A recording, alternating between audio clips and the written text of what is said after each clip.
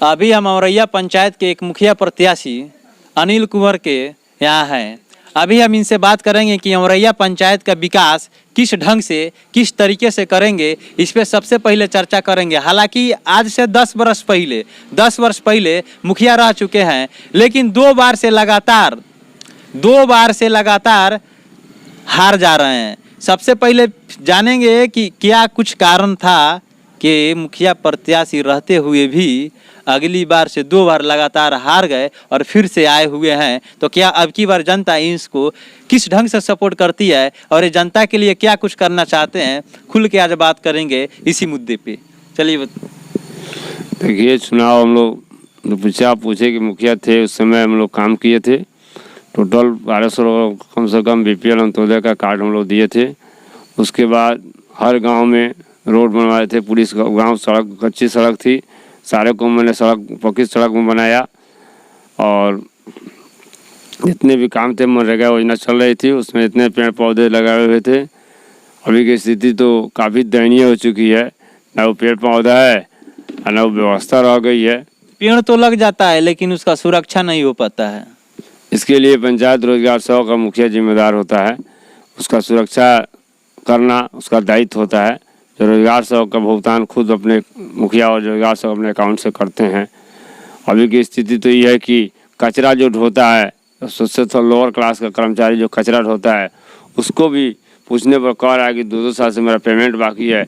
पता ना किस योजना से पेमेंट हो रही है कि 2-2 साल तक कचरा ढोने वाला का पेमेंट नहीं हो रहा है। उसके लिए कौन है दोषी? इसके लिए ग्राम पंचायत दोषी होती है, और पंचायत चाहती तो कचरा ढोने वाला का पेमेंट 2 साल नहीं लटकता।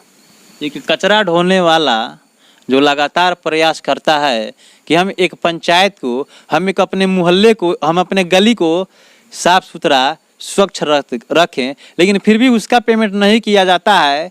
और बड़े बड़े कुर्सी पे बैठे बैठे अधिकारियों का पेमेंट ददड़े से हो जाता है, क्योंकि वो अधिक दलाली करते हैं और छोटा सा आदमी जो कचरा धोता है उसको दलाली करने नहीं आता है, शायद इसलिए उसका पेमेंट नहीं आता है। देखिए, अब तो इन्होंने कहेंगे दलाली करता है या नहीं करता है, लेकिन बात तो सही है कि 2-2 साल से पेमेंट बाकी है। जो बताइए, आपके घर का कचरा और बाहर फेंका हुआ हो, वह कचरा और बाहर ले आकर कूड़ेदान में रखता है, कूड़ेदान की खैर व्यवस्था नहीं है, कहीं बाहर ले आकर रखता है। उस परिस्थिति में उसका बाल बच्चा भूखे मरे तो उसको काम करने से क्या फ़ायदा। लेकिन ईमानदारी से अगर वो अधिकारी काम करता तो इतना समय तक उसका एक पेमेंट बाकी नहीं रहता। और अधिकारी और क्या बोलता है कचरा ढोने वाले के बीच में क्या संबंध में। लेकिन अभी की स्थिति हम लोग चुनाव में जब घूम रहे हैं प्रचार प्रसार में, तो वही लोग कह रहा है कि 2-2 साल से हम लोग का काम कर रहे हैं, अभी तक हम लोग को भुगतान नहीं मिला है। इसके लिए सबसे पहले मैं ग्राम पंचायत को दोषी दूंगा। तो ग्राम पंचायत मुखिया सर्वोपरि होता है। मुखिया की अध्यक्षता में सारी कमेटी बनती है, मुखिया की अध्यक्षता में सारी पेमेंट होती है, रोजगार सेवक उसका सहयोगी होता है। तो कम से कम जैसे भी जिस फंड से पेमेंट हो, मैं आज भी आग्रह करूँगा ग्राम पंचायत मुखिया या रोजगार सेवक जो भी हो, चाहे ग्राम सेवक द्वारा, वो कम से कम कचरा ढोने वाला का भुगतान शीघ्र ही कर दिया जाए, जल्द से जल्द कर दिया जाए। आपसे बात करना चाहेंगे कि अभी पूरे बिहार में भ्रष्टाचार चरम सीमा पे है। जिस ऊंचाई तक कहना चाहेंगे उस ऊंचाई को छू चुका है, किसी कदर भी नहीं छोड़ चुका है, और हर एक काम के लिए चंदा देना ही पड़ता है। तो उस पर क्या कहेंगे? देखिए, मैं कोशिश करूँगा कि मेरे पंचायत मुखिया बनने के बाद मेरे पंचायत के द्वारा किसी भी कर्मचारी को रिश्वत देना नहीं पड़ेगा। चाहे उसके लिए मुझे वरीय पदाधिकारी से क्यों नहीं बात करना हो, चाहे वरीय पॉलिटिशियन लोग हैं, नेता विधायक हैं, चाहे सांसद हैं, उन लोग से बात करेंगे और समस्या का समाधान करेंगे। और कोशिश रहेगा कि 1 रुपया जनता को नाजायज ढंग से कहीं नहीं लगे और सब किसी का भुगतान समय होते रहे। चाहे कोई भी हो, लेकिन ये लगातार प्रयास करेंगे कि भ्रष्टाचार कम हो, और इन्हें चाहे जहां भी जाना हो ये जा सकते। जाने के लिए मैं तैयार हूं, चाहे मंत्रालय हो या सांसद विभाग या डीएम एसपी जो भी हो, सबके पास मैं जाने के लिए तैयार हूं। लेकिन भ्रष्टाचार के विरुद्ध लड़ेंगे। लड़ाई मेरी भ्रष्टाचार के विरुद्ध रहेगी। मैं वादा करता हूँ, आज कह भी रहा हूँ मैं कि चुनाव जीतने के बाद मेरे पंचायत में 1 रुपया की कोई दलाली या 1 रुपया की रिश्वतखोरी नहीं चलेगी। राशन भी ससमय वितरण होगा और काम भी ससमय होगा। एक भी आदमी का शौचालय बिना पेमेंट का बाकी नहीं रहेगा। लेकिन सुने हैं कि इतना साल से जो भी शौचालय का पेमेंट आता है उसमें चंदा लगता है, क्या बात सही है? ये बात तो हमको भी सुनने में आ रहा है कि बिना 2000-1000 दिए हुए भुगतान नहीं हो रहा है। अब और प्रधानमंत्री आवास योजना में भी यही कहानी है। मैं भी कहीं कहीं मिलने वाले जो प्रचार प्रसार में लोग घूमते हैं तो लोग यही कहता है कि हमको 10,000 दिए, हम 20,000 दिए, उसके बाद भी इंदिरा आवास मेरा लटका हुआ है, मेरा ये हुआ है। आज प्रचार प्रसार में घूमे तो पता चला, इसके पहले पता नहीं था। अब इसके पहले पूर्ण रूप से मुझे उतना जानकारी नहीं थी, लेकिन जब पंचायत में नहीं जाते थे। पंचायत में हम जाते थे, लेकिन आवाज़ उस समय जनता अपने समय पर उठाती है और लोगों से पूछती है। तो अभी समय आ गया है जागरूक होने का। अभी जनता की समय है, जनता की अदालत में हम लोग पहुँचते हैं, जनता अपना फरमान कहती है, हम लोग सुनते हैं। हमारा कोशिश रहेगा कि जिस दिन मैं मुखिया पद पर हो जाऊंगा उस पर किसी प्रकार की कोई रिश्वतखोरी की बात नहीं रहेगी। अभी तक औरैया पंचायत में लगभग एक दृष्टि से देखा जाए तो जो निचले स्तर पे हैं गरीब लोग उनको प्रधानमंत्री आवास योजना का लाभ नहीं मिला है और ना ही शौचालय का लाभ मिला है। आखिर क्यों? देखिए, परिस्थिति जो भी हो तो नहीं बताएंगे कि पहले तो हम लोग जो मुखिया थे तो बीपीएल की सीरियल नंबर से इंदिरा आवास दिया जाता था। आज की डेट में पता नहीं कौन बीपीएल बन रहा है, कैसे इंदिरा आवास दिया रहा है, ताकि यहाँ पर भूमिहीन हो या जिसके घर पर छप्पर नहीं है उस आदमी को इंदिरा आवास नहीं मिलता है, और जिसको पक्के के मकान है उसको इंदिरा आवास दिया जाता है। सरकारी स्तर से बड़े बड़े पदाधिकारी और जांच करें तो सच्चाई सामने आ सकती है। तो इसके लिए कौन है दोषी? ग्राम पंचायत के सदस्य है दोषी, कि मुखिया प्रत्याशी, कि सिस्टम दोषी है, कि नीतीश कुमार दोषी है, कि प्रधानमंत्री दोषी है? इसके लिए ग्राम पंचायत ही दोषी कहा जाएगा कि पंचायत का मुखिया जो होता है सर्वोपरि होता है, उसी के अध्यक्षता में सारी कमेटी रहती है, सारी कर्मचारी रहते हैं। और मान लीजिए मुखिया ही स्वयं नहीं देखे तो कर्मचारी तो गलती कर भी करेगा। एक मुखिया का दायित्व बनता है कि जहाँ तक जायज हो अपने पंचायत के जो भी गरीब लोग हैं उनका मदद करे, और एक कर्मचारी से लड़े कि हमारे पंचायत में गरीबों की संख्या इतना है और उनको ज़्यादा से ज़्यादा हक दिलवाने का प्रयास किया जाए, न कि दलाली करने का प्रयास किया जाए।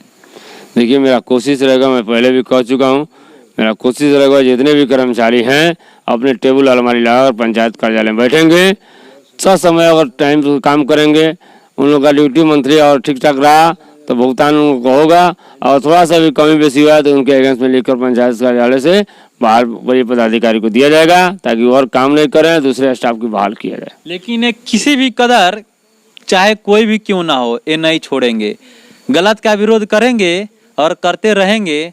लेकिन एक और बात इनसे जानना चाहेंगे कि अगर आपको जनता अब की बार मौका देती है, आप मुखिया बन जाते हैं, तो जनता के लिए क्या करेंगे?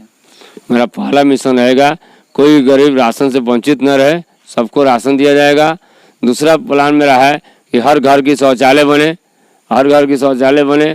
तीसरा मेरा प्रोग्राम रहेगा कि कम से कम रोड नाली जितने भी हम लोग के बेरा जो छूटा हुआ है वो आज भी छूटा हुआ है, उसी को पूर्ण रूप से कराया जाएगा, कहीं किसी प्रकार की दिक्कत नहीं होगी। आज जो रोड बना है आसानी स्तर पर जांच किया जाए तो साल भर 6 महीने के अंदर रोड फट गया और टूट गया है, जो आप किसी भी कर्मचारी या पदाधिकारी द्वारा जांच कराया जा सकता है।